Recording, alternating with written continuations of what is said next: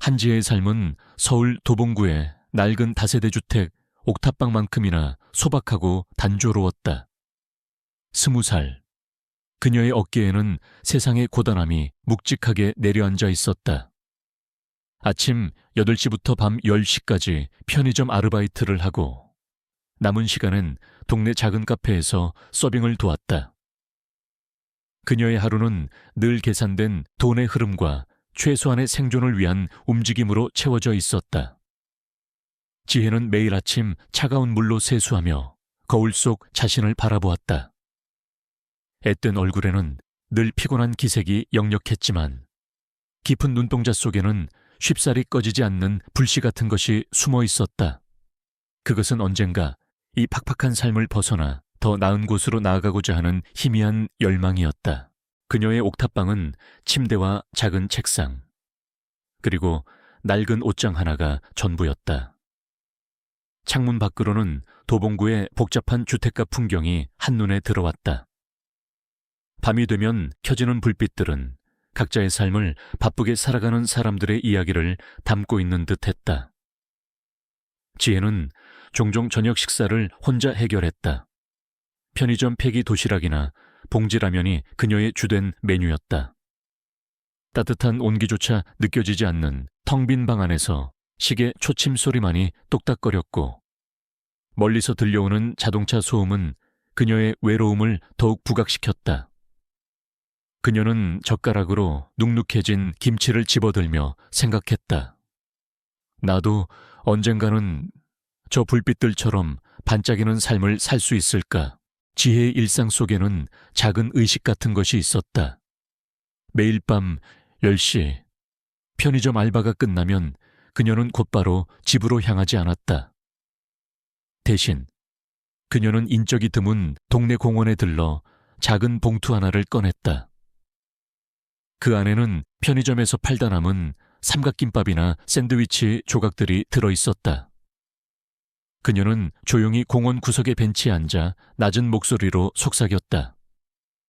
야옹이들아, 밥 먹자. 곧이어 어둠 속에서 몇 마리의 길고양이들이 나타나 그녀 주위로 모여들었다. 지혜는 그들에게 조심스럽게 먹이를 나누어 주었다.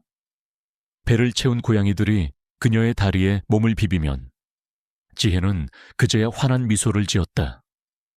그녀의 작은 친절은 아무도 알아주지 않는 비밀스러운 행위였지만 그녀의 메마른 감성에 단비 같은 위로가 되었다. 지혜는 자신이 가진 것 중 나눌 수 있는 것이라곤 이것밖에 없다고 생각했다. 그녀는 그 순간만큼은 세상의 모든 근심을 잊고 순수한 행복을 느꼈다. 가끔 공원을 지나다니는 사람들은 지저분한 고양이들을 한심하다는 듯 바라보거나 굳이 먹이를 주는 그녀를 이상하게 여기기도 했다. 하지만 지혜는 그런 시선에 아랑곳하지 않았다. 그녀는 길고양이들과 교감하며 자신과 비슷한 처지의 생명체에게 연민을 느꼈다. 그녀는 그들에게서 위로를 받고 그들의 순수함 속에서 자신의 존재 가치를 찾았다. 어느 날 저녁, 그녀가 고양이들에게 먹이를 주고 있을 때 털이 북슬북슬한 누렁이 한 마리가 불쑥 나타났다. 그 개는 다른 길고양이들과 달리 다소 비범해 보였다. 누렁이는 지혜 옆에 조용히 앉아 고양이들이 밥을 먹는 것을 지켜보더니 이내 지혜의 손에 들린 먹이를 물끄러미 바라보았다. 지혜는 누렁이에게도 먹이를 조금 건넸다. 누렁이는 허겁지겁 먹는 대신 조심스럽게 한 입 베어 물고는 지혜의 얼굴을 올려다보았다. 그 개의 눈빛은 어딘가 영리하고 깊은 슬픔을 담고 있는 듯했다. 지혜는 알 수 없는 끌림을 느꼈다. 그녀는 그 개에게 바우라는 이름을 붙여주었다. 바우는 그 이후로 종종 지혜가 공원에 올 때마다 나타나 그녀의 곁을 지켰다. 지혜는 바우를 보며 너도 나처럼 외로운 영혼이구나 라고 생각했다.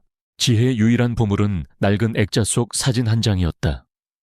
사진 속에는 앳된 얼굴의 어린 지혜가 넉넉한 인상에 할아버지 품에 안겨 환하게 웃고 있었다. 할아버지의 얼굴에는 온화하고 따뜻한 미소가 가득했고 그들은 서로를 껴안은 모습이 너무나도 다정해 보였다. 이 할아버지가 바로 그녀의 외조부, 대한민국 재계에서 손꼽히는 거부이자 강한그룹의 창업주인 강태호 회장이었다.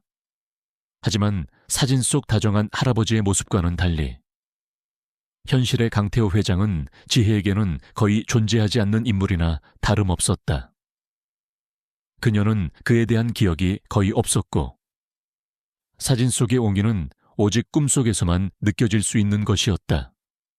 그녀의 어머니가 세상을 떠나기 전 이 사진 한 장만을 남겨주었을 뿐이었다. 어머니는 늘 강태호 회장이 지혜의 외조부라고 말했지만 강씨 집안에서는 지혜의 존재를 철저히 부정하고 외면했다. 지혜의 어머니는 강씨 집안에서 인정받지 못한 혼외자였고 그 때문에 지혜 또한 강씨 집안의 그림자 속에서 살아야 했다. 그녀는 강씨 집안의 그 어떤 행사에도 초대받지 못했고 존재 자체가 지워진 듯했다. 간혹가다 강씨 일가와 마주칠 때면 그들의 눈빛에는 늘 경멸과 무시가 가득했다.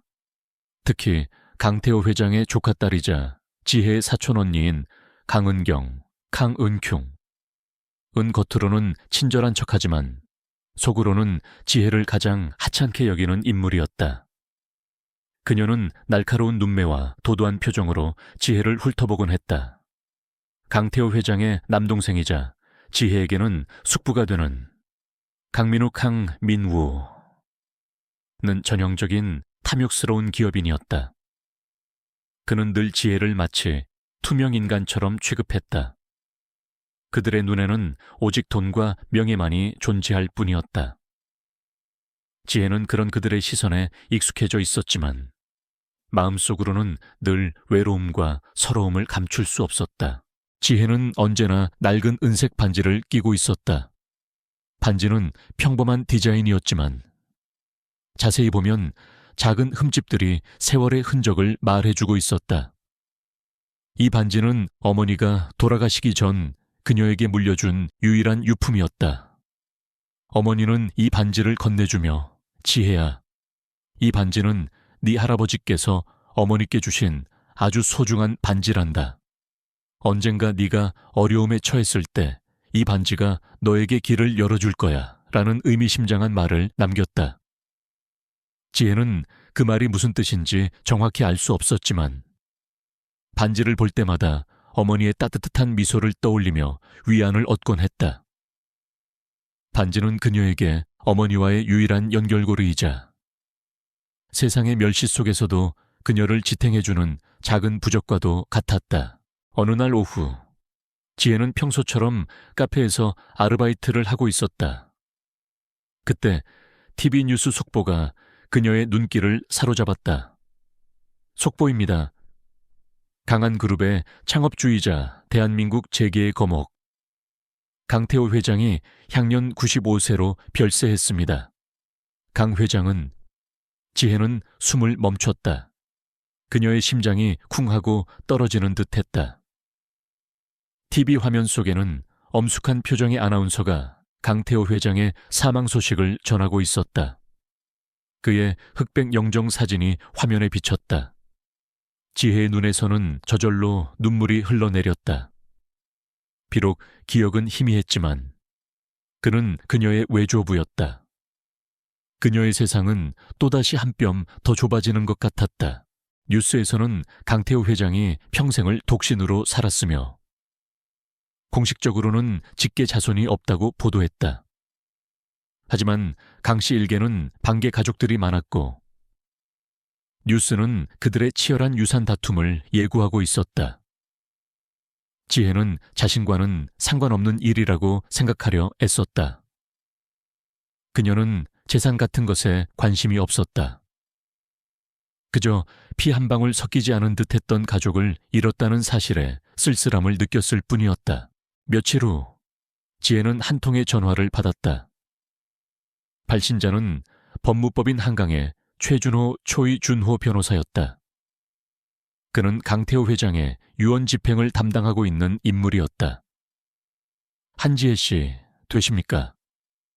강태호 회장님의 유언장에 한지혜 씨의 이름이 명시되어 있어 연락드렸습니다. 회장님의 마지막 뜻에 따라 유언장 낭독회에 참석해 주시기를 바랍니다. 날짜는 다음 주 화요일. 장소는 강남구 테헤란로에 위치한 법무법인 한강 사무실입니다. 지혜는 전화를 끊고 멍하니 서 있었다. 유언장 내 이름이 그녀는 믿을 수 없었다. 강 씨 일가가 자신을 철저히 무시했는데 왜 하필 유언장에 자신의 이름이 언급된 걸까? 그녀는 혼란스러웠지만 동시에 알 수 없는 이끌림에 이끌려 유언장 낭독회에 참석하기로 결심했다. 그녀의 소박한 삶에 거대한 폭풍이 몰아치기 시작하는 순간이었다. 그녀는 아직 알지 못했다. 이 폭풍이 그녀의 모든 것을 뒤흔들 것이며 그녀 안에 잠재된 용기와 지혜를 일깨울 것이라는 것을.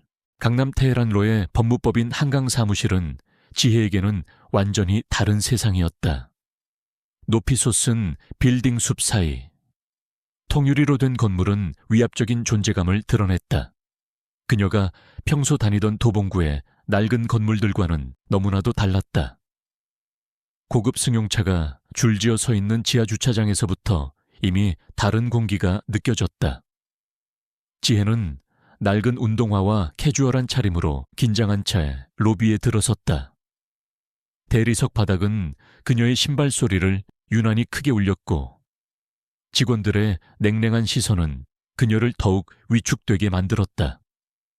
내가 이곳에 와도 될까? 그녀는 문득 그런 생각을 했다. 하지만 그녀의 손에 들린 어머니의 사진 속 다정한 할아버지의 미소는 그녀에게 용기를 주었다. 접수 데스크에서 강태호 회장의 유언장 낭독회에 참석하러 왔다고 말하자 안내 데스크 직원은 그녀를 위아래로 훑어보더니 비웃는 듯한 표정으로 얕은 한숨을 내쉬었다. 이쪽으로 오세요. 직원은 마치 귀찮은 벌레를 쫓아내듯 손짓했다. 지혜는 익숙한 모멸감에 입술을 깨물었다. 유언장 낭독회장에는 이미 많은 사람들이 모여 있었다. 모두 화려한 정장 차림에 값비싼 명품 시계를 차고 있었고 그들의 얼굴에는 강태호 회장의 막대한 유산을 물려받으려는 탐욕스러운 기대감이 가득했다.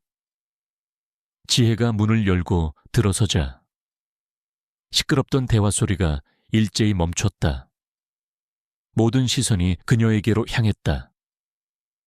그 시선들 속에는 비웃음, 경멸, 그리고 노골적인 불쾌감이 뒤섞여 있었다. 어머, 저게 누구야 한지혜 아니니? 얘가 여기 왜 왔어? 강은경의 날카로운 목소리가 들려왔다. 그녀는 화려한 실크 블라우스를 입고 팔짱을 낀 채 마치 불순물이 들어온 것처럼 지혜를 쳐다보았다. 옆에 서 있던 강민호는 콧방귀를 뀌며 비웃었다. 누군가 했더니 감히 이런 자리에 올 줄이야. 천박하게 지혜는 그들의 노골적인 비난에 심장이 싸늘해지는 것을 느꼈다. 그녀는 애써 시선을 피하며 회의실 한쪽 구석에 빈 의자에 조용히 앉았다. 그녀는 그들의 무례함에 익숙했지만 오늘따라 더욱 견디기 힘들었다. 잠시 후 최준호 변호사가 회의실로 들어섰다. 그는 차분하고 신뢰감 있는 인상이었지만 그의 표정에서는 알 수 없는 긴장감이 느껴졌다. 그는 회의실을 한번 훑어보더니 지혜에게 시선을 멈췄다가 이내 시선을 돌려 착석했다. 모두 와주셔서 감사합니다. 저는 강태호 회장님의 유언 집행을 맡은 법무법인 한강의 최준호 변호사입니다. 최 변호사는 서류 가방에서 유언장 봉투를 꺼내 들었다. 방 안에는 침묵이 흘렀고 모든 이들의 시선은 최 변호사의 손에 집중되었다. 고강태호 회장님의 마지막 유언을 낭독하겠습니다. 최 변호사는 봉투를 뜯고 유언장을 펼쳤다. 그의 목소리는 차분했지만 낭독되는 내용은 충격적이었다. 나 강태호는 본 유언에 따라 나의 모든 재산, 즉 강한그룹의 주식 80%, 개인 소유 부동산, 예금 및 모든 유물을 나의 사랑하는 반려견, 봄이 결혼에게 상속한다. 봄이는 나의 가장 충실한 친구이자 가족이었으며 오직 봄이만이 나의 유산을 받을 자격이 있다. 나의 유산은 봄이의 양육 및 관리, 그리고 봄이를 통해 설립될 재단에 사용될 것이며 이 모든 집행은 최준호 변호사의 감독하에 이루어져야 한다. 유언장 낭독이 끝나자마자 회의실은 아수라장이 되었다. 뭐라고 걔한테 상속을 한다고? 말도 안 돼. 정신이 나간 거 아니야. 회장님이 노망이 드신 게 분명해. 이건 무효야. 강은경은 분노에 찬 목소리로 소리쳤다. 그녀는 벌떡 일어나 최 변호사를 향해 삿대질을 했다. 최 변호사님, 지금 장난해요. 어떻게 전 재산을 걔한테 상속한다는 말도 안 되는 유언장을 낭독할 수 있죠? 이건 법적으로 무효예요. 노인 학대 수준이라고요. 강민우는 얼굴이 시뻘개져 최 변호사에게 달려들 기세였다. 최 변호사, 당신 지금 우리를 놀리는 건가? 어서 진짜 유언장을 내놔. 회장님이 그럴 리 없어. 최 변호사는 침착하게 안경을 고쳤으며 말했다. 강태호 회장님은 유언장 작성 당시 완벽한 정신 상태를 유지하셨으며 모든 법적 절차와 증인 입회해 작성된 유효한 유언장입니다. 계에게 상속하는 것이 법적으로 논란의 여지는 있으나 이는 재단 설립을 통한 관리로 해결될 수 있습니다. 회장님께서는 이 모든 가능성을 염두에 두시고 유언장을 작성하셨습니다. 그때 회의실 문이 조심스럽게 열리고 강태호 회장의 비서였던 김 비서가 품에 안은 흰색 털의 리트리버 한 마리와 함께 들어섰다. 그 개가 바로 유산의 상속자가 된 봄이였다. 봄이는 조용히 김 비서의 품에 안겨 있었지만 그 커다란 눈망울에는 알 수 없는 슬픔과 함께 영리함이 깃들어 있었다. 봄이를 보자마자 강씨 일가는 더욱 흥분했다. 저 개가 뭐라고 우리가 평생을 바쳐 회장님을 모셨는데 저 개한테 재산을 다 물려준다고. 이건 우리 강씨 가문에 대한 모욕이야. 절대 인정할 수 없어. 모든 이들이 분노와 절망감에 휩싸여 소리치고 발버둥 쳤지만 지혜는 달랐다. 그녀는 조용히 의자에 앉아 봄이를 바라보았다. 봄이는 슬픈 눈으로 회의실 사람들을 훑어보다가 문득 지혜와 눈이 마주쳤다. 봄이의 눈빛 속에는 잠시 전 공원에서 만났던 바우와 같은 영리함과 슬픔이 깃들어 있었다. 지혜는 알 수 없는 동질감을 느꼈다. 모든 사람들이 광분하고 있을 때 지혜만이 봄이의 눈에서 고통과 체념을 읽어냈다. 그녀는 봄이가 그저 한 마리 개가 아니라는 것을 직감적으로 느꼈다. 최 변호사는 계속해서 유언장에 명시된 추가 조항들을 낭독했다. 봄이는 강태호 회장의 유언에 따라 봄이 재단의 실질적인 소유주가 되며 재단 이사회는 최준호 변호사의 감독해 봄이의 삶을 책임지고 회장님의 유지 이치를 실현해야 한다. 만약 봄이에게 불미스러운 일이 생기거나 봄이가 상속을 거부할 경우 모든 재산은 대한민국 전역의 유기동물 보호소에 기부될 것이며 강씨 가문 그 누구도 단 한 푼도 상속받을 수 없다. 이 조항은 강씨 일객에는 사망 선고나 다름없었다. 그들은 봄이를 없애거나 유언을 무효로 만들려 했지만 그렇게 되면 한 푼도 건질 수 없게 되는 상황이었다. 그들의 얼굴은 절망감으로 물들었다. 유언장 낭독이 끝나고 강씨 일가는 최 변호사에게 달려들어 격렬하게 항의했다. 이봐요. 최 변호사 당신이 뭔가 꾸민 거 아니야. 이게 말이 돼. 우리가 이 유언을 가만두지 않을 거야. 법적으로 싸울 거라고. 최 변호사는 냉정하게 그들의 항의를 받아쳤다. 강 회장님께서는 유언장을 작성하실 때 만에 하나라도 가족들이 자신을 이용하거나 유언을 조작할 경우를 대비하여 여러 장치를 마련해 두셨습니다. 이 유언은 절대적으로 유효합니다. 강씨 일가 여러분께서는 보미가 강 회장님의 뜻에 따라 상속을 받도록 협조해 주셔야 합니다. 강은경은 분노에 몸을 떨었다. 협조? 우리가 저 개한테 협조하라고 웃기고 있네. 저 개는 우리 강씨 가문의 재산을 훔쳐간 도둑이나 마찬가지야. 그녀는 비열한 미소를 지으며 지혜를 향해 고개를 돌렸다. 하긴 개 같은 혈통이니 개 같은 유언이 나오는 건 당연한 건가 안 그래? 한지혜. 그녀의 말은 지혜의 어머니를 모욕하는 동시에 지혜를 비웃는 것이었다. 지혜는 강은경의 비난에 주먹을 꽉 쥐었다. 하지만 그녀는 침묵했다. 싸워봤자 소용없다는 것을 알았기 때문이었다. 그녀는 다만 보미가 걱정될 뿐이었다. 저들의 탐욕스러운 눈빛 속에서 보미는 과연 안전할까? 최 변호사는 회의실을 정리하며 지혜에게 잠시 남아달라고 부탁했다. 강씨 일가가 모두 나간 후 최 변호사는 지혜에게 다가왔다. 한지혜 씨, 강태호 회장님께서는 유언장에 한지혜 씨가 보미의 양육에 특별한 관심을 가져주기를 바라셨습니다. 회장님께서는 생전에 한지혜 씨에 대한 깊은 애정을 가지고 계셨습니다. 이 사실을 강씨 일가에게는 비밀로 해주시기를 부탁드립니다. 지혜는 놀라서 최 변호사를 바라보았다. 할아버지께서 저를... 그녀는 믿기지 않았다.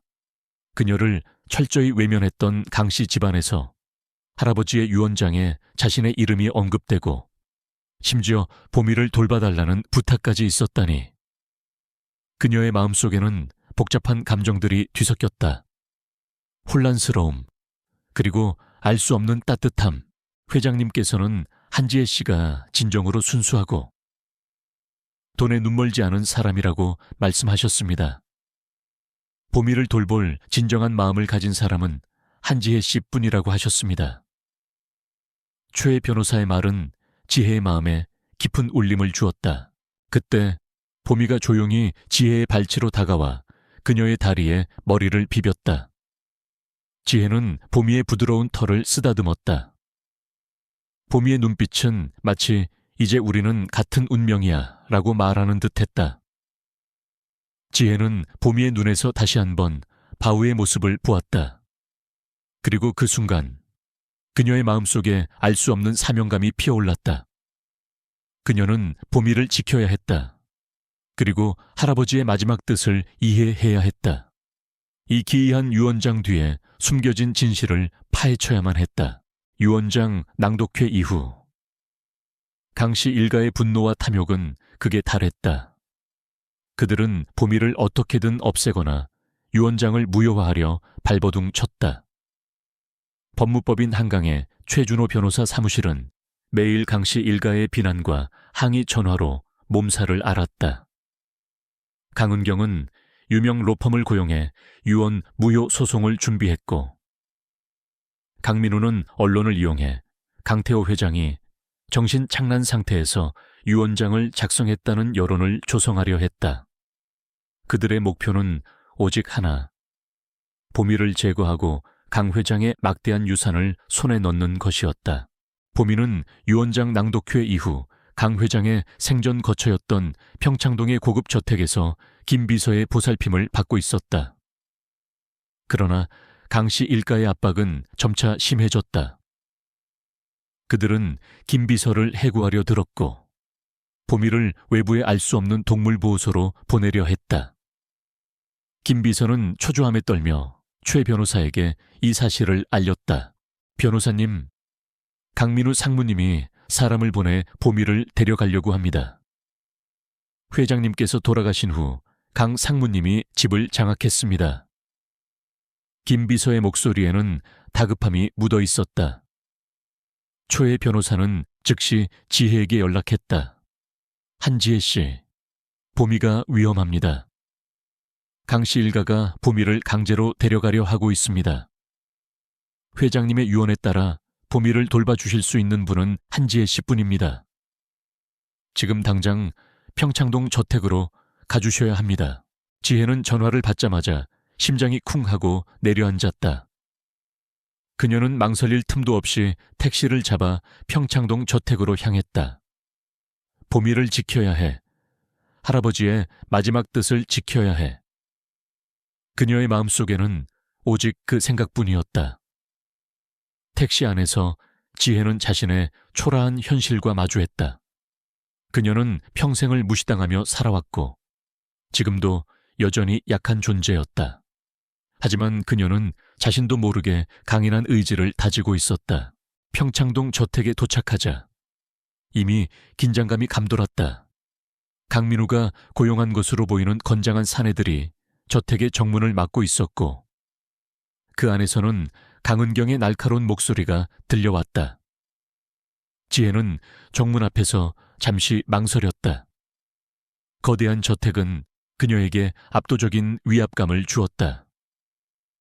그러나 그녀는 이내 결심한 듯 단호한 표정으로 정문으로 향했다. 누구세요? 관계자 외 출입 금지입니다. 사내들이 앞을 막아섰다. 저는 한지혜입니다. 최준호 변호사님의 연락을 받고 왔습니다. 지혜는 떨리는 목소리로 말했지만 눈빛은 흔들림 없었다. 사내들은 지혜를 위아래로 훑어보더니 비웃었다. 아니, 이런 애가 여기 왜 와 돌아가. 그 순간 저택 안에서 김비서의 비명소리와 함께 보미의 낑낑거리는 소리가 들려왔다. 지혜는 더 이상 참을 수 없었다. 그녀는 사내들을 밀치고 정원으로 뛰어들어갔다. 넓은 정원 한가운데서 강은경과 강민우 그리고 몇몇 친척들이 김비서를 붙잡고 보미를 끌고 가려 하고 있었다. 보미는 목줄에 묶인 채 발버둥치며 낑낑거리고 있었다. 이리 내 저 개를 당장 끌어내. 저택에서 개 냄새가 진동을 하는군. 강은경이 신경질적으로 소리쳤다. 보미는 강 회장님의 유언에 따라 이곳에 있어야 합니다. 이러시면 안 됩니다. 김 비서가 필사적으로 보미를 보호하려 했다. 지혜는 그들에게 달려갔다. 멈추세요. 보미를 괴롭히지 마세요. 강민우는 지혜를 발견하고 눈썹을 찌푸렸다. 아니, 이 천한 것이 여기까지 따라와 감히 누굴 방해하는 거야. 그는 지혜를 밀치려 했다. 바로 그때 보미가 갑자기 민우를 향해 맹렬하게 짖기 시작했다. 덩치 큰 레브라도 리트리버의 위협적인 모습에 강민우는 뒷걸음질 쳤다. 보미는 민우에게서 시선을 돌려 지혜에게로 향했다. 보미는 지혜에게 다가와 그녀의 다리에 머리를 비볐고 마치 도움을 요청하듯이 낑낑거렸다. 지혜는 보미의 눈을 보았다. 그 눈빛 속에는 공포와 함께 알 수 없는 믿음이 담겨 있었다. 이 개가 미쳤나 당장 끌어내. 강은경이 소리쳤다. 사내들이 다시 보미에게 다가갔다. 지혜는 순간적으로 몸을 던져 보미를 감싸 안았다. 보미 건드리지 마세요. 보미는 제가 지킬 거예요. 그녀의 목소리는 떨렸지만 그 속에는 단호한 결의가 담겨 있었다. 강은경은 지혜의 행동에 어이가 없다는 듯 웃었다. 내까짓게 뭘 할 수 있다고 이 천박한 계집애가 감히 강씨 가문의 일에 끼어들어 주제도 모르고. 그 순간 놀라운 일이 벌어졌다. 지혜의 품에 안겨 있던 보미가 갑자기 그녀의 목줄을 물고 흔들기 시작했다. 보미는 낑낑거리며 지혜의 손을 이끌어 자신의 목줄을 만지게 했다. 지혜는 보미의 행동에 의아했지만 보미의 눈빛이 무언가를 간절히 바라는 듯했다. 지혜는 보미의 목줄을 자세히 살펴보았다. 낡은 가죽 목줄 안쪽에는 희미하게 덧대어진 부분이 있었고 그 속에는 아주 작게 접힌 종이 조각이 숨겨져 있는 것을 발견했다. 지혜는 조심스럽게 그 종이 조각을 꺼냈다. 그것은 아주 얇고 오래된 종이었으며 강태호 회장의 필체로 쓴 몇 줄의 글귀가 적혀 있었다. 사랑하는 나의 보미에게, 그리고 이 글을 발견할 나의 마지막 희망에게. 나의 진정한 유언은 네 목줄 안에 숨겨져 있으니 오직 진실한 마음을 가진 자만이 이를 찾을 것이다. 부디 나의 뜻을 이어받아 이 땅의 빛을 가져다 주렴. 나의 모든 재산은 정의를 위해 쓰여야 한다. 강태호. 그리고 종이 조각 뒤편에는 알 수 없는 기호들과 숫자들이 적혀 있었다. 마치 복잡한 지도가 숨겨져 있는 듯했다. 지혜는 종이 조각의 내용을 읽자마자 숨을 헛들이켰다. 그녀는 직감적으로 이것이 단순한 쪽지가 아니라는 것을 깨달았다. 이것은 할아버지 강태호 회장이 보미의 목줄 안에 숨겨둔 비밀 유언장의 단서였다. 그리고 그 유언장은 그녀 한지혜에게 전달하려는 할아버지의 마지막 메시지였다. 이게 뭐지? 강민우가 지혜의 손에 들린 종이 조각을 빼앗으려 했다. 하지만 지혜는 민첩하게 몸을 비틀어 그의 손을 피했다. 그녀의 눈빛은 흔들림 없었다. 이 작은 쪽지 하나가 그녀에게 엄청난 용기와 확신을 주었다. 그녀는 이제 혼자가 아니었다. 할아버지가 자신을 믿고 있었고 보미가 자신을 인도하고 있었다. 이건 할아버지의 진짜 유언에 대한 단서예요. 이 안에 모든 비밀이 숨겨져 있어요. 지혜는 떨리는 목소리로 외쳤다. 강은경은 코웃음을 쳤다. 웃기는 소리, 종이 조각 하나 가지고 감히 뭘 어쩌겠다는 거야. 정신 나갔군. 그녀는 여전히 지혜를 하찮게 여겼다. 하지만 최준호 변호사는 달랐다. 그는 지혜의 말을 듣자마자 눈빛이 날카로워졌다. 그는 지혜가 종이 조각을 발견하는 순간부터 보미의 행동까지 모든 것을 지켜보고 있었다. 그는 지혜가 과거에 특별한 재능이나 숨겨진 능력을 가지고 있을 것이라고 막연히 짐작해왔다. 그리고 지금 그는 지혜의 숨겨진 재능이 발현되는 것을 목격하고 있었다. 강태호 회장이 왜 하필 지혜에게 보미를 부탁했는지, 왜 유언장에 그녀의 이름이 언급되었는지에 대한 의문이 풀리는 듯했다. 한지혜 씨, 그 종이 조각을 저에게 주십시오. 강태호 회장님의 필체가 맞는지 확인해야 합니다. 최 변호사가 침착하게 말했다. 강씨 일가는 최 변호사의 말에 더욱 혼란스러워졌다. 그들은 지혜가 찾아낸 종이 조각이 단순한 낙서가 아니라 진짜 중요한 단서임을 직감적으로 느꼈다. 강은경과 강민우의 얼굴에는 당황한 기색이 역력했다. 그들은 자신들의 탐욕이 불러온 예상치 못한 변수에 당황했다.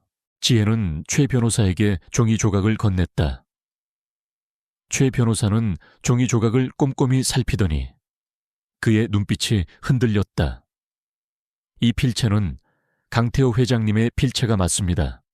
그리고 이 기호들은 제가 전에 회장님께서 보시던 책에서 본 적이 있습니다. 이것은 분명 회장님께서 숨겨두신 비밀 유언장의 단서입니다. 최 변호사의 확신에 참말의 강씨 일가는 경악했다. 그들의 얼굴은 공포와 분노로 일그러졌다.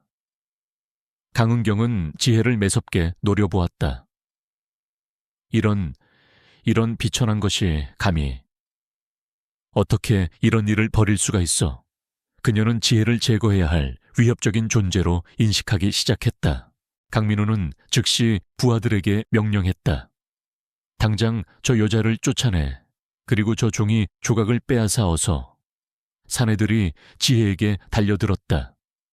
최 변호사가 지혜를 보호하려 했지만 수가 많았다.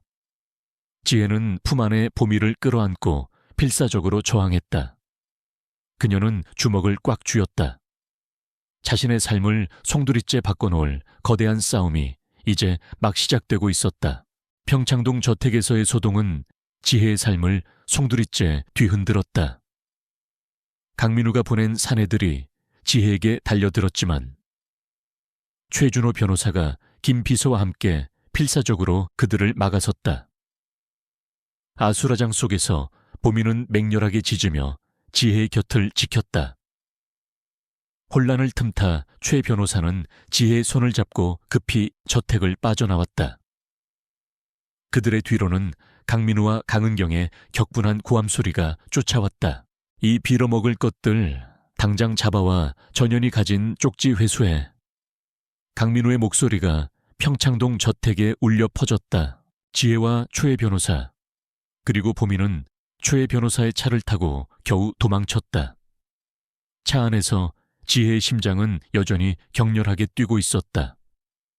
그녀의 손에는 할아버지가 남긴 작은 종이 조각이 꽉 쥐어져 있었다. 보미는 지혜의 무릎에 머리를 기댄 채 조용히 숨을 골랐다. 한지혜 씨, 괜찮으십니까? 다친 곳은 없고요. 최 변호사가 걱정스러운 목소리로 물었다. 지혜는 고개를 저었다. 네, 괜찮아요. 변호사님 덕분에요. 그녀의 목소리는 아직 떨리고 있었다. 이건 단순한 유산 다툼이 아닙니다. 강 씨, 일가가 강 회장님의 진짜 유언이 드러나는 것을 막기 위해 무슨 짓이든 할 겁니다. 특히 그 종이 조각은 매우 위험한 증거가 될 수 있습니다. 최 변호사의 얼굴에는 심각한 기색이 역력했다.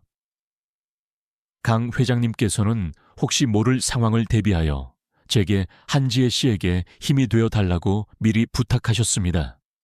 지금부터 제가 한지혜 씨를 돕겠습니다. 최 변호사는 지혜와 보미를 자신의 안전 가옥으로 데려갔다. 그곳은 서울 시내의 평범한 주택가에 위치한 겉으로는 전혀 눈에 띄지 않는 곳이었지만 내부에는 최첨단 보안 시스템이 갖춰져 있었다. 지혜는 그곳에서 비로소 한숨 돌릴 수 있었다. 그녀는 할아버지가 자신을 믿고 이런 장치까지 마련해 두었다는 사실에 다시 한번 놀라움을 금치 못했다.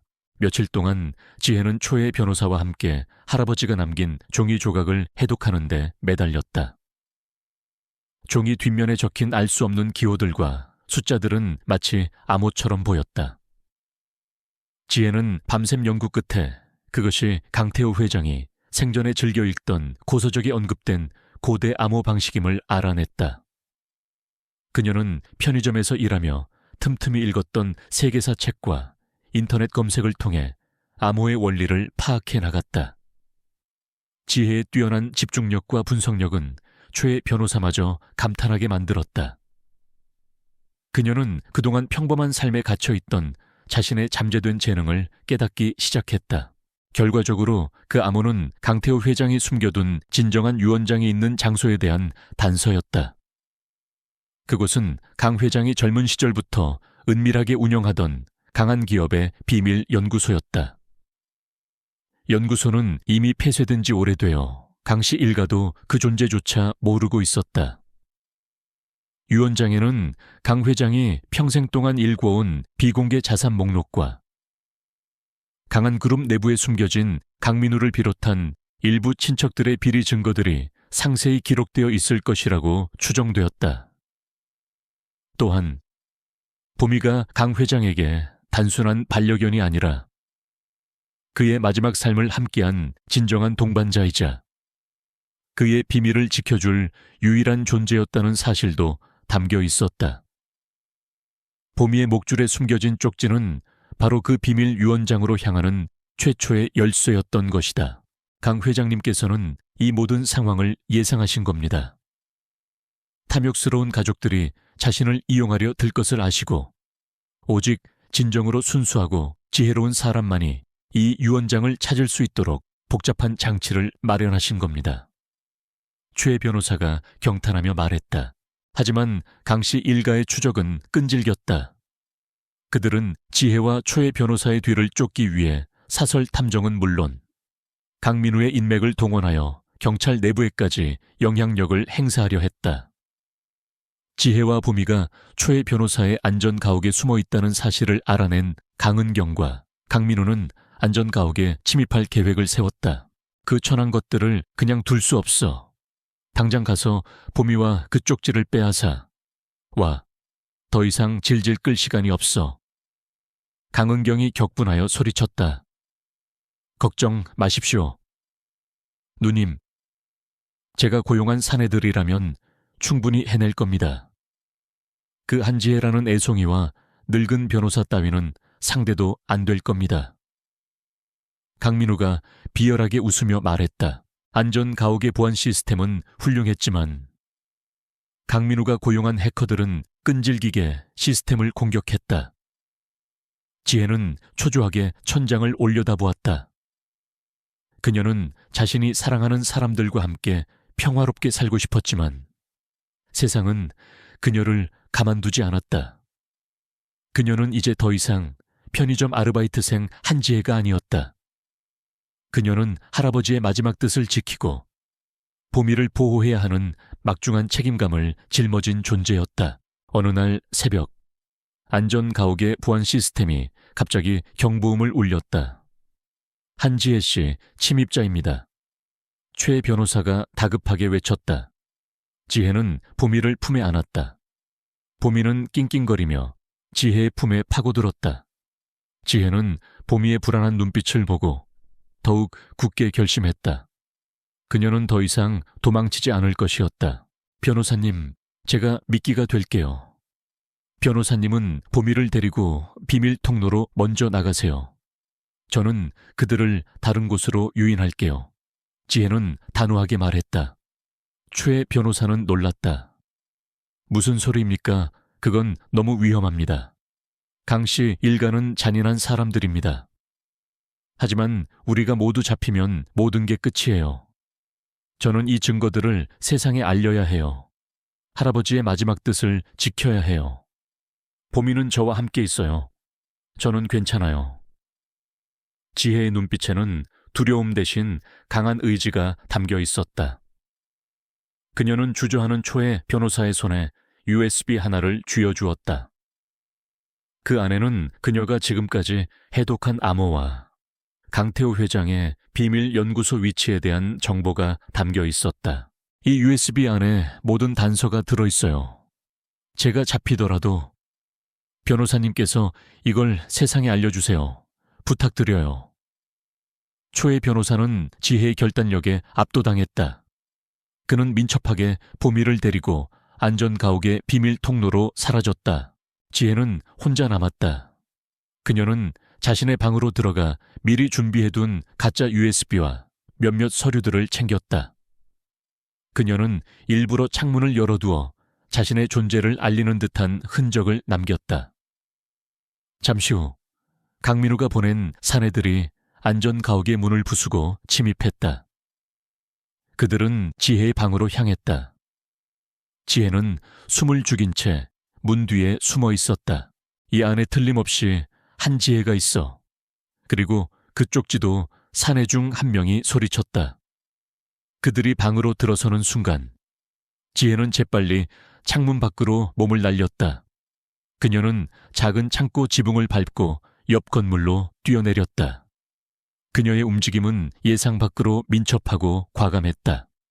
그녀는 어릴 적 낡은 동네를 뛰어놀며 익힌 본능적인 움직임을 발휘했다. 그녀는 그들이 예상치 못한 방향으로 도주하며 추적자들을 따돌렸다.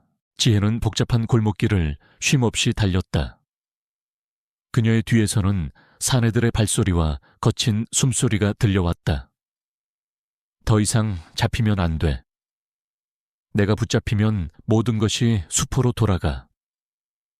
그녀는 필사적으로 뛰었다. 그녀의 심장은 터질 듯이 뛰었고 폐는 타들어가는 듯했다. 그녀의 작은 몸은 한계에 다다랐지만 그녀의 정신은 더욱 날카로워졌다. 그녀는 어두컴컴한 골목길을 지나 인적이 드문 주차장으로 들어섰다. 그녀는 잠시 숨을 고르려 했지만 불현듯 뒤에서 인기척이 느껴졌다. 사내들이 그녀를 에워싸기 시작했다. 그녀는 덫에 걸린 쥐처럼 갇혔다. 이제 더 이상 도망갈 곳은 없어. 그쪽지. 내놔. 사내 중 한 명이 위협적으로 다가왔다. 지혜는 공포에 질렸지만 그녀의 눈빛은 흔들림 없었다. 그녀는 품속에 숨겨둔 가짜 USB를 꺼내 들었다. 이게 그렇게 탐났나 보지. 좋아. 줄게. 그녀는 USB를 하늘로 던졌다. 사내들이 USB를 잡으려 허둥대는 사이 지혜는 다시 한번 재빨리 몸을 비틀어 그들을 지나쳤다. 하지만 그녀의 도주는 오래가지 못했다. 사내 중 한 명이 그녀의 팔을 붙잡았다. 지혜는 저항하며 몸부림쳤지만 그녀의 힘으로는 역부족이었다. 그 순간 지혜의 목에 걸려 있던 어머니의 은색 반지가 뜨겁게 달아오르는 것을 느꼈다. 반지는 그녀의 손목에 있는 흉터와 겹쳐지며 알 수 없는 빛을 발하는 듯 했다. 그녀의 뇌리에는 어머니의 목소리가 스쳐 지나갔다. 이 반지가 너에게 길을 열어줄 거야. 그때 갑자기 멀리서 개 짖는 소리가 들려왔다. 바우. 지혜는 고개를 돌렸다. 어둠 속에서 번개처럼 달려오는 검은 그림자가 보였다. 그것은 바로 그녀가 공원에서 만났던 누렁이, 바우였다. 바우는 사내들을 향해 맹렬하게 달려들어 그들의 다리를 물고 찢어댔다. 사내들은 바우의 갑작스러운 공격에 당황하며 휘청거렸다. 바우의 도움으로 지혜는 다시 도망칠 기회를 얻었다.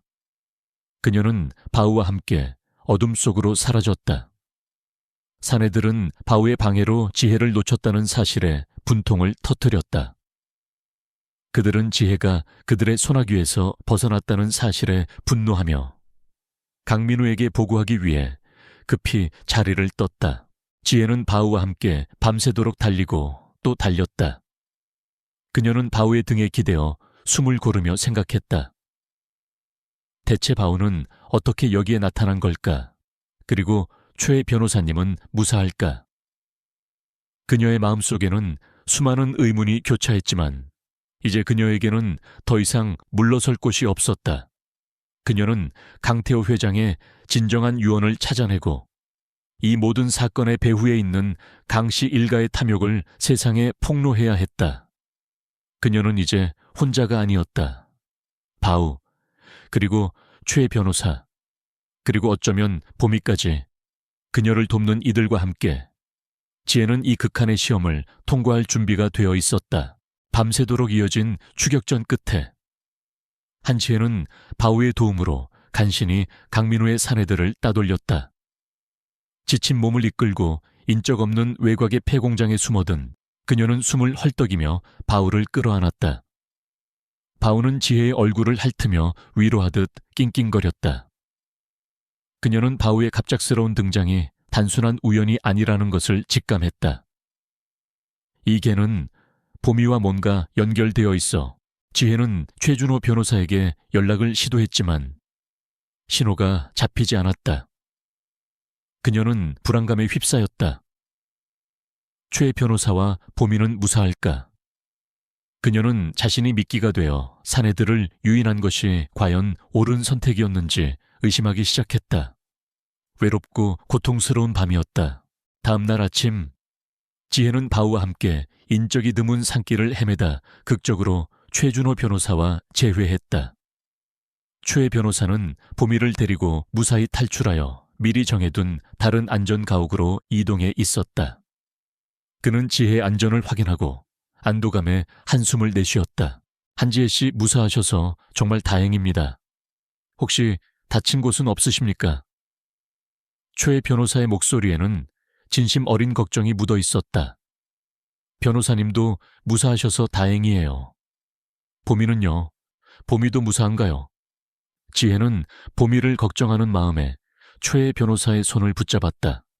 그때 최 변호사의 뒤편에서 보미가 힘차게 달려와 지혜의 품에 안겼다. 보미는 꼬리를 맹렬하게 흔들며 지혜의 얼굴을 핥았다. 지혜는 보미를 끌어안고 안도의 눈물을 흘렸다. 살아있어. 정말 다행이야. 최 변호사는 바우의 등장을 보고 놀라움을 금치 못했다. 저 개는 보미와 많이 닮았군요. 혹시 강 회장님께서 또 다른 메시지를 남기신 걸까요? 지혜는 고개를 끄덕였다. 저도 그렇게 생각해요. 바우는 제가 공원에서 만났던 길거리 강아지인데 제가 위험할 때마다 나타나 저를 도와줬어요. 마치 누군가 저를 보호하는 것처럼요. 최 변호사는 강태호 회장이 생전에 동물에 대한 깊은 애정과 함께 특별한 지능을 가진 개들을 훈련시켰다는 소문을 떠올렸다. 그는 바우가 단순히 길거리를 떠도는 개가 아니라 강 회장의 지시를 받고 지혜를 보호해 온 숨겨진 조력자일지도 모른다고 생각했다. 그들은 다시 안전 가옥으로 돌아와 마지막 퍼즐을 맞추기 시작했다. 지혜가 바우의 도움으로 해독한 암호는 강태호 회장이 젊은 시절부터 은밀히 사용하던 강한 기업의 비밀 연구소에 대한 정보를 담고 있었다. 그 연구소는 강남의 낡은 건물 지하 깊숙한 곳에 숨겨져 있었고, 겉으로는 평범한 창고로 위장되어 있었다. 그곳에는 강태호 회장의 진정한 유언장뿐만 아니라 강민우와 강은경을 포함한 강씨 일가의 비리를 입증할 결정적인 증거들이 잠들어 있을 것이라고 추정되었다. 하지만 그들에게 주어진 시간은 촉박했다. 강씨 일가는 법원에 유언 무효 소송을 제기하며 보미의 상속권을 박탈하려 했다. 최종 변론 기일은 단 3일 후였다. 이 짧은 시간 안에 지혜는 비밀 연구소에 침투하여 유언장을 찾아내고 그것을 법정에 제출해야 했다. 실패하면 모든 것이 끝장이었다. 강 회장의 뜻은 왜곡될 것이고 지혜는 다시 과거의 초라한 삶으로 돌아가야 했다. 최 변호사는 강민우가 보낸 해커들로부터 법무법인 시스템이 계속해서 공격받고 있다는 사실을 알렸다. 그들은 지혜와 최 변호사의 움직임을 실시간으로 감시하고 있었다. 한지혜 씨, 침투는 매우 위험합니다. 강씨 일가는 지금 혈안이 되어 당신을 잡으려 할 겁니다. 제가 다른 방법을 찾아보겠습니다. 최 변호사가 만류했다. 하지만 지혜는 단호했다. 아니요, 변호사님. 더 이상 물러설 곳은 없어요. 저는 제 할아버지의 마지막 뜻을 지켜야 하고 보미의 상속권을 찾아줘야 해요. 제 손으로 직접 찾아야 해요. 그녀는 어둠 속에서 빛나는 바우와 보미의 눈을 보았다. 그들은 그녀에게 용기를 주었다. 지혜는 자신의 어린 시절을 되짚어 보았다. 그녀는 남들보다 뛰어난 직관력과 문제 해결 능력을 가지고 있었다. 낡은 물건 속에서 숨겨진 의미를 찾아내고 복잡한 퍼즐을 풀어내는 것에 특별한 재능을 보였다. 그녀는 강태호 회장이 그런 자신의 재능을 미리 알아보고 이 모든 계획을 세웠을 것이라고 짐작했다. 결전의 날, 지혜는 최 변호사와 함께 강남의 낡은 건물 앞으로 향했다. 이준호는 외부에서 강민우의 사내들을 견제하기 위해 주변을 주시하고 있었다. 그곳은 겉으로는 허름한 창고 건물이었지만 지혜는 바우와 보미의 행동에서 미묘한 낌새를 느꼈다. 보미는 건물 앞에서 킁킁거리며 냄새를 맡더니 특정 벽면을 긁기 시작했다. 바우 또한 그 주변을 맴돌며 짖었다. 지혜는 보미가 긁는 벽면을 자세히 살폈다. 낡은 벽돌들 사이에 미세한 틈이 보였다. 지혜는 그 틈을 손으로 더듬었고 이내 숨겨진 스위치를 찾아냈다. 스위치를 누르자 벽돌 벽이 스르륵 미끄러지며 지하로 향하는 통로가 나타났다. 그 안에서는 퀴퀴한 곰팡이, 냄새와 함께 오랫동안 방치된 듯한 서늘한 공기가 흘러나왔다. 지혜는 보미와 바우와 함께 지하 통로로 내려갔다. 최 변호사는 그녀의 뒤를 따랐다. 그곳은 미로처럼 복잡했다. 낡은 기계들과 정체불명의 장치들이 놓여 있었고 먼지가 두껍게 쌓여 있었다. 곳곳에는 강태호 회장의 낙서와 그림들이 보였다. 이곳이 바로 강태호 회장님의 비밀 연구소였습니다. 외부에는 단 한 번도 알려지지 않은 곳입니다. 최 변호사가 나지막이 말했다. 연구소 안은 칠흑 같았다. 지혜는 휴대폰 손전등을 켜고 조심스럽게 발걸음을 옮겼다. 그들은 유언장을 찾기 위해 연구소 구석구석을 수색했다. 시간은 계속 흘렀고 그들의 초조함은 극에 달했다. 바로 그때 연구소 입구에서 인기척이 느껴졌다. 강민우와 강은경이 고용한 사내들이 지혜의 뒤를 쫓아 연구소 안으로 진입한 것이었다. 그들은 지혜가 가지고 있던 USB의 단서와 해킹 정보를 통해 이곳을 찾아낸 듯했다. 한지에 당장 거기 멈춰. 강민우의 목소리가 어둠 속에서 울려 퍼졌다.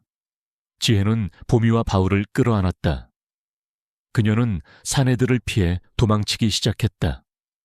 미로 같은 연구소 안에서 추격전이 벌어졌다. 사내들은 총을 꺼내들며 위협했고 지혜는 가까스로 총탄을 피해 몸을 숨겼다. 그녀의 심장은 미친 듯이 뛰었다. 여기서 잡히면 끝이야. 마지막 기회야. 그녀는 필사적으로 유언장을 찾았다.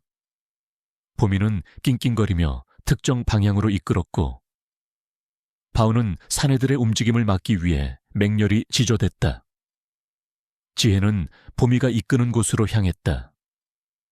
연구소 한가운데 낡은 책상 위에는 먼지가 쌓인 금고가 놓여 있었다. 저 안에 있을 거야. 지혜는 금고로 달려갔다. 하지만 금고는 복잡한 숫자 자물쇠로 잠겨 있었다. 젠장 암호가 뭐지? 지혜는 초조하게 금고를 두드렸다. 그 순간 강은경과 강민우가 사내들을 이끌고 지혜의 앞을 막아섰다.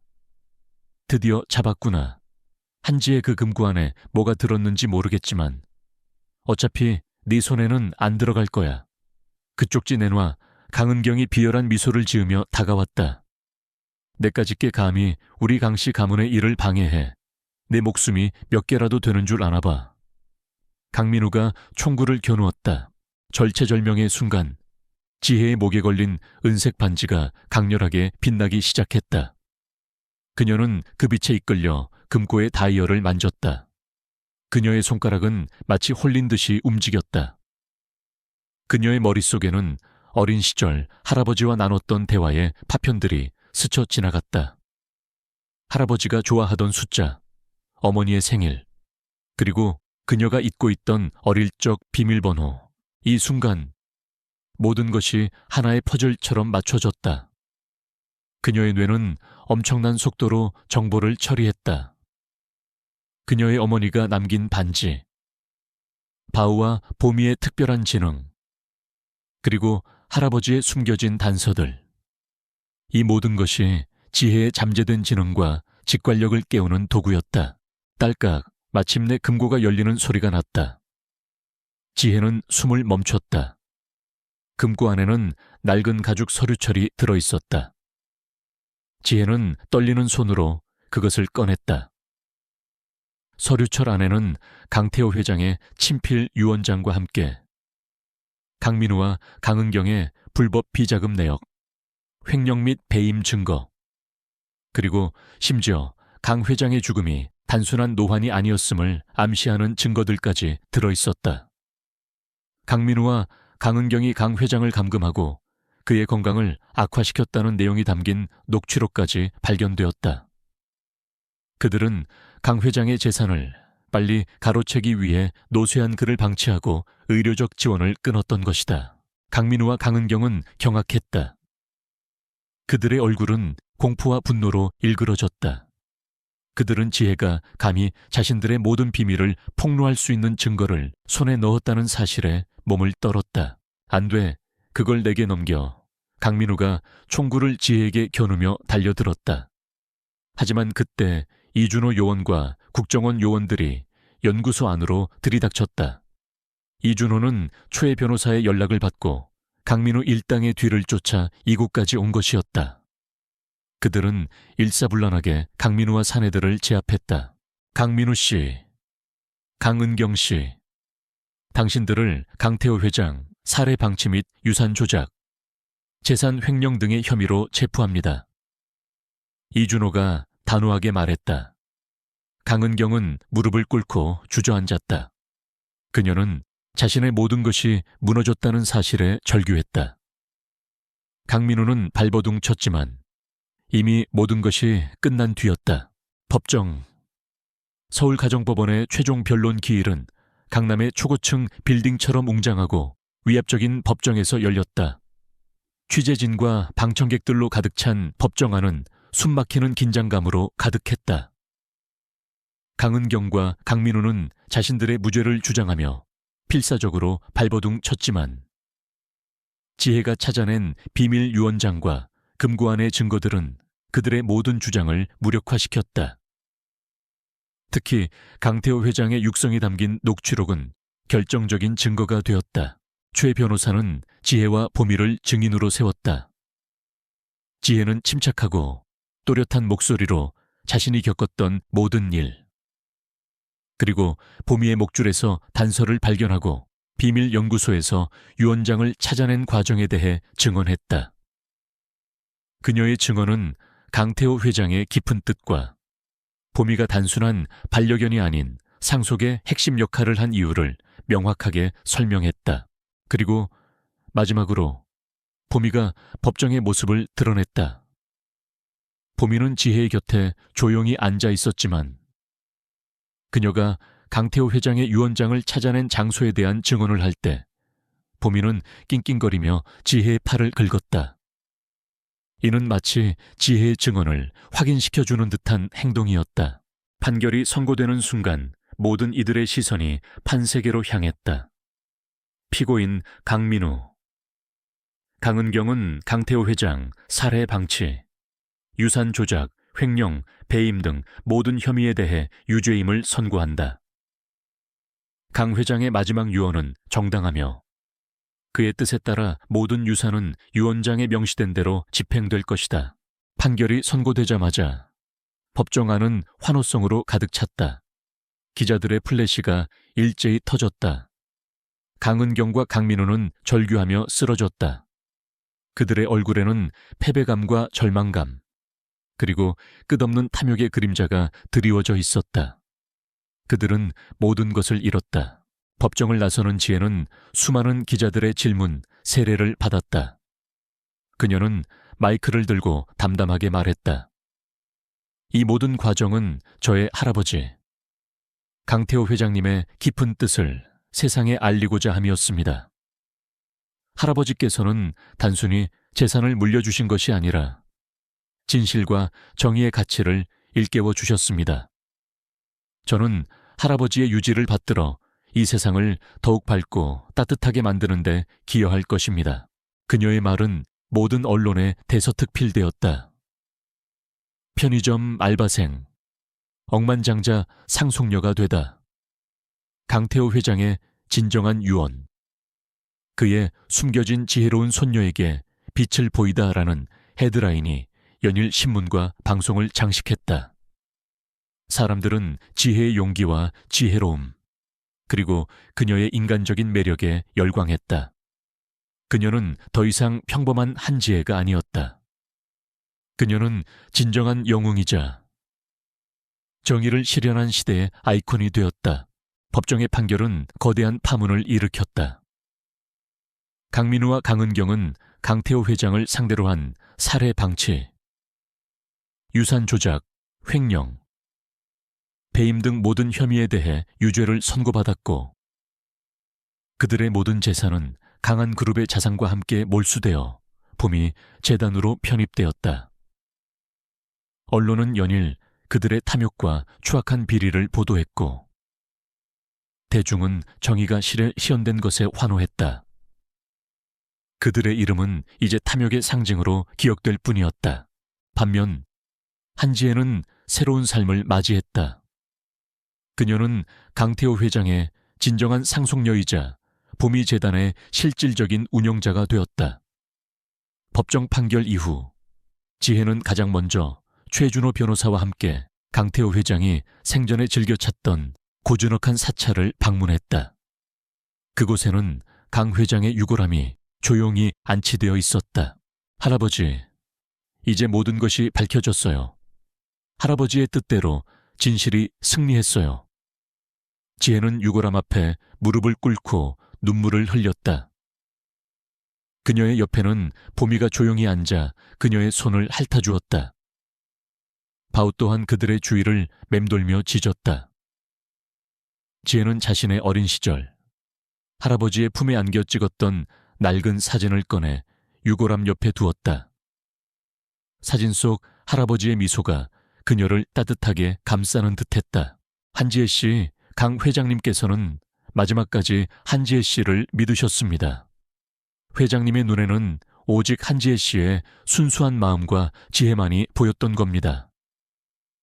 최 변호사가 나지막이 말했다. 그의 목소리에는 진심 어린 존경심이 담겨 있었다. 지혜는 고개를 끄덕였다. 변호사님 덕분이에요.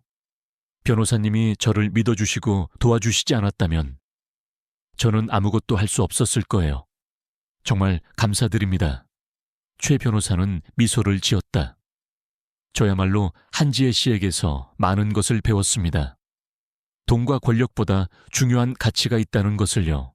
지혜는 봄이 재단의 운영에 본격적으로 참여했다. 그녀는 재단의 이사장이 되었고, 최준호 변호사는 법률 고문 겸 이사로, 김 비서는 재단 사무국장으로 함께하게 되었다. 재단의 최우선 목표는 강태호 회장의 뜻에 따라 유기동물 보호와 사회적 약자 지원에 힘쓰는 것이었다. 특히 봄이는 재단의 상징이자 명예이사견 리 시촨이 되어 재단의 모든 활동에 함께 참여했다. 바우 또한 봄이의 든든한 경호견이자 동반자가 되었다. 어느 날 강씨 일가 중 강민우의 아내였던 민수진 민소진 이봄이 재단 사무실로 지혜를 찾아왔다. 그녀는 강민우가 구속된 후 모든 것을 잃은 채 초췌한 모습이었다.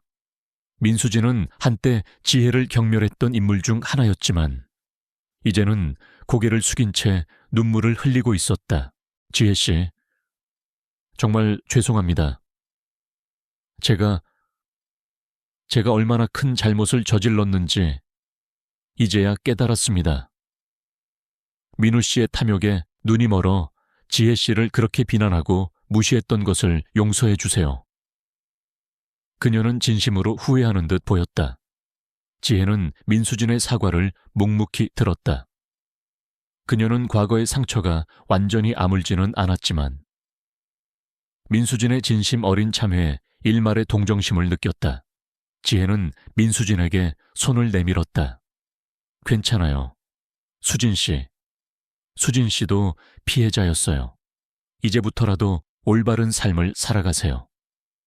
지혜의 따뜻한 용서에 민수진은 감격하여 흐느꼈다. 민수진은 이후 봄이 재단의 자원봉사자로 합류하여 자신의 잘못을 속죄하며 사회에 봉사하기 시작했다. 지혜는 강태호 회장의 유지를 받들어 강한 그룹의 재산 대부분을 매각하여 그 자금을 봄이 재단에 귀속시켰다. 그리고 강한 그룹 내부에 숨겨져 있던 비리들을 철저히 파헤쳐 관련된 모든 인물들을 법의 심판대에 세웠다. 그녀는 돈의 유혹에 흔들리지 않고 오직 정의와 윤리를 최우선으로 삼았다. 그녀의 이러한 행보는 재계와 시민사회에 큰 귀감이 되었다. 지혜는 재단 운영과 함께 강태호 회장이 남긴 비밀 연구소를 재정비하여 강태호 기념 연구센터를 설립했다. 이곳은 강 회장의 업적을 기리고 그가 생전에 연구하던 친환경 에너지 기술과 미래 과학 기술을 연구하는 곳으로 탈바꿈했다. 지혜는 이곳에 젊고 유능한 과학자들을 초빙하여 강 회장의 유지, 이실을 이어받아 인류의 미래에 공헌할 기술들을 개발하도록 지원했다. 특히 그녀는 강 회장이 남긴 비공개 자료들 속에서 유기동물의 행동 패턴을 분석하고 이해하는 데 필요한 최첨단 기술에 대한 단서를 발견했고, 이는 봄이 재단의 유기동물 보호 시스템을 혁신하는 데 큰 도움이 되었다. 강민우와 강은경은 재판 과정에서 모든 악행이 드러나 사회적으로 매장되었다. 그들은 자신들의 탐욕 때문에 모든 것을 잃었고 대중의 비난과 멸시 속에서 철저히 고립되었다. 그들의 이름은 이제 교만과 파멸의 상징이 되었다. 지혜는 이제 더 이상 편의점 아르바이트생 한지혜가 아니었다. 그녀는 수천억 원의 자산을 움직이는 재단의 이사장이자 사회적 책임을 다하는 젊은 리더였다. 하지만 그녀는 여전히 소박한 삶을 유지했다. 그녀는 옥탑방 생활을 정리하고 평창동 저택으로 옮겼지만 저택의 화려함보다는 그 안에 깃든 할아버지의 흔적을 더 소중히 여겼다. 그녀는 저택의 한편에 작은 텃밭을 가꾸고 직접 유기동물 보호소에 가서 봉사활동을 했다. 어느 날 저녁, 지혜는 평창동 저택의 정원에 앉아 보미와 바우와 함께 별을 올려다보았다. 보미는 지혜의 무릎에 머리를 기대고 있었고 바우는 그 옆에 앉아 정원의 평화로운 풍경을 바라보고 있었다. 보미의 목에는 이제 비밀을 품지 않은 평범한 목줄이 걸려 있었지만 그 안에 숨겨져 있던 유언장의 단서는 지혜의 삶을 영원히 바꿔놓았다. 할아버지, 보셨죠? 이제 보미도 저도 행복해요. 할아버지의 뜻대로 이 모든 것들이 좋은 곳에 쓰이고 있어요. 지혜는 나지막이 속삭였다. 초의 변호사가 따뜻한 차를 들고 다가와 지혜 옆에 앉았다. 이제 모든 것이 제자리를 찾은 것 같군요. 지혜는 미소 지었다. 네, 제 마음속에도 비로소 진정한 평화가 찾아왔어요. 할아버지께서 제게 물려주신 것은 단순히 재산이 아니었어요. 그것은 저 자신을 믿는 용기, 그리고 세상을 살아가는 지혜였어요. 그녀의 손에 끼워진 어머니의 은색 반지는 달빛을 받아 은은하게 빛났다. 그 빛은 그녀가 걸어온 고난의 길과 이제 막 시작된 새로운 삶을 모두 품고 있는 듯했다. 한지혜는 이제 과거의 그림자에서 완전히 벗어나 자신의 의지대로 세상을 변화시키는 진정한 리더로 성장하고 있었다. 그녀의 삶에는 진정한 의미의 새로운 평화가 찾아왔다. 강태호 회장의 유언이 집행된 지 수년이 흘렀다. 한지혜의 삶은 마치 길고 긴 겨울을 지나 만개한 꽃처럼 찬란하게 피어났다. 그녀의 목에 걸린 어머니의 낡은 은색 반지는 더 이상 과거의 상처를 상징하는 유물이 아니었다. 그것은 그녀가 걸어온 용감한 여정, 그리고 끊임없이 세상을 향해 뻗어나가는 그녀의 따뜻한 손길을 상징하는 빛나는 증표가 되었다. 그녀는 모든 그림자를 걷어내고 진정으로 자신이 원하는 삶을 살아가며 주변에 긍정적인 영향을 미치고 있었다. 지혜의 삶은 고난을 이겨낸 후에 찾아온 영원히 지속될 찬란한 두 번째 봄 가라티였다. 한지혜가 이사장으로 취임한 보미 재단은 그녀의 지휘 아래 대한민국을 넘어 아시아 전역에서 가장 영향력 있는 비영리 단체 중 하나로 성장했다.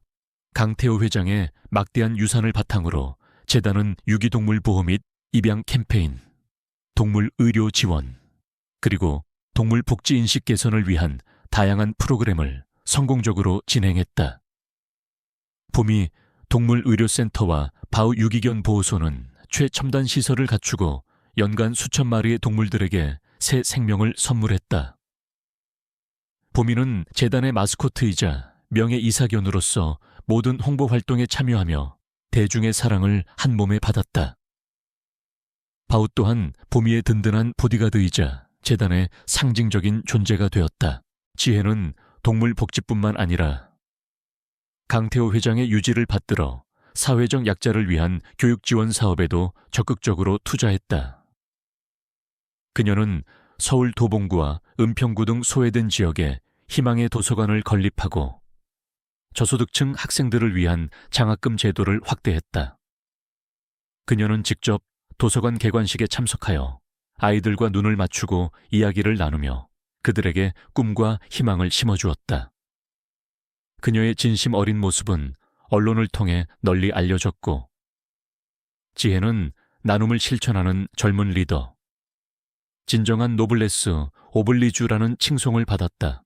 최준호 변호사는 보미재단의 상임이사로서 지혜의 든든한 조력자 역할을 했다. 그는 복잡한 법적 문제들을 해결하고 재단의 투명하고 효율적인 운영을 도왔다.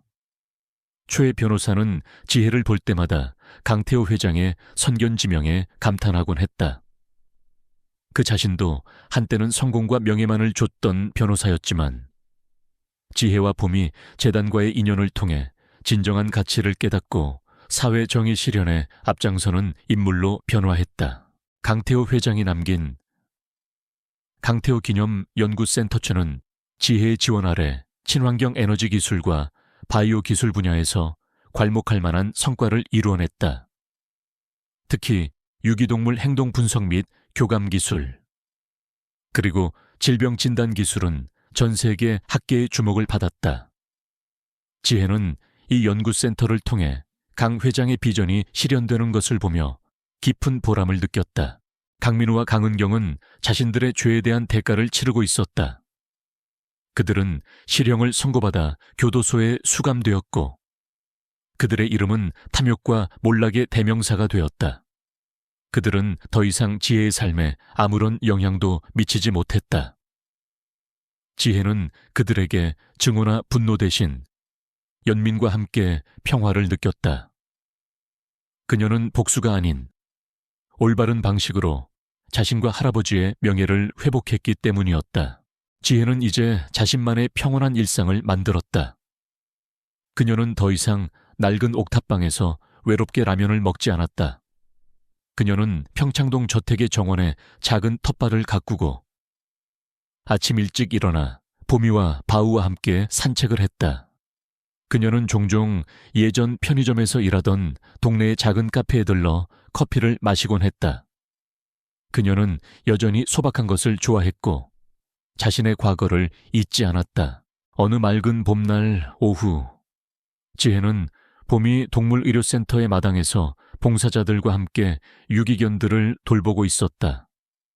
보미는 그녀의 곁에서 꼬리를 흔들었고 바우는 아이들 사이를 뛰어다니며 장난을 쳤다. 그때 한 소녀가 지혜에게 다가와 수줍게 물었다. 언니, 저도 나중에 언니처럼 멋진 사람이 될 수 있을까요? 지혜는 환하게 웃으며 소녀의 머리를 쓰다듬었다. 물론이지. 너도 네 안에 숨어있는 빛을 믿고 어떤 어려움이 닥쳐와도 포기하지 않는다면 훨씬 더 멋진 사람이 될 수 있을 거야. 네가 가진 작은 친절과 용기가 세상을 바꿀 수 있단다. 그녀의 목에 걸린 은색 반지가 따스한 봄 햇살을 받아 눈부시게 빛났다. 그 빛은 그녀의 과거의 고난과 현재의 평화, 그리고 미래의 무한한 희망을 한데 모아 담고 있는 듯했다. 한지혜는 이제 더 이상 세상의 주변인이 아니었다. 그녀는 자신이 가진 모든 것을 나누고 다른 이들에게 희망을 선사하는 진정한 빛이 되었다. 그녀의 삶은 고난을 이겨낸 아름다운 영혼의 부활이자 사랑과 희망이 끊임없이 피어나는 영원한 두 번째 봄이었다. 이 이야기가 재미있으셨다면 구독과 좋아요, 알림 설정 부탁드립니다. 여러분의 관심과 사랑은 저희에게 큰 힘이 됩니다. 다음번에도 더욱 감동적인 이야기로 찾아뵙겠습니다.